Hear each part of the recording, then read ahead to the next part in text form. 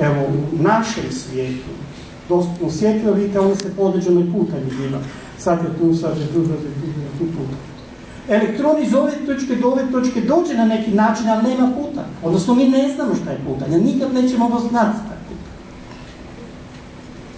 Kako ja to mogu razumjeti?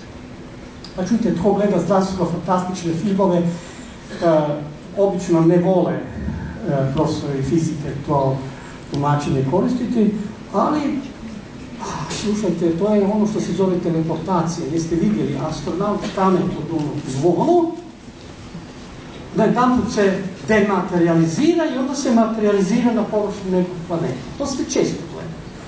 Pa ja si ne mogu drugčije zamisliti ako hoću zor, nego elektron se u ovom trenutku kao dematerializira i onda se materializira u ovoj točke. Inače ima putanja. Ima putanja.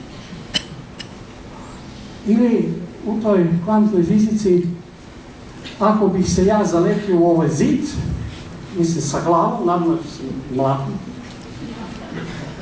pa opet se zaletim, pa opet će me zaustaviti, pa opet se zaletim, pa opet će me zaustaviti.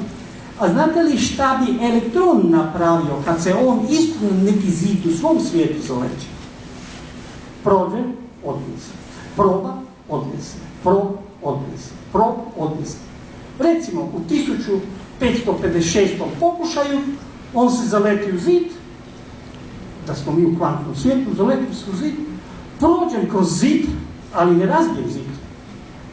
Kad prođem kroz zid, zid je čitav, a ja sam prošao kroz zid. To se zove tunel efekt.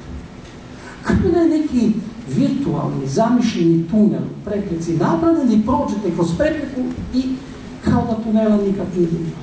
Zamislite, takve se stvari događaju na razliku toga. To je kvantna fizika.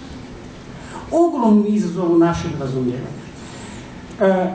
Bohr i Einstein, dvojica, vjerojatno najznačajniji fizičar 20. stoljeća, su se jako svađali kako to rastumačiti. Oni se nisu slagali, ali jedno su se složili.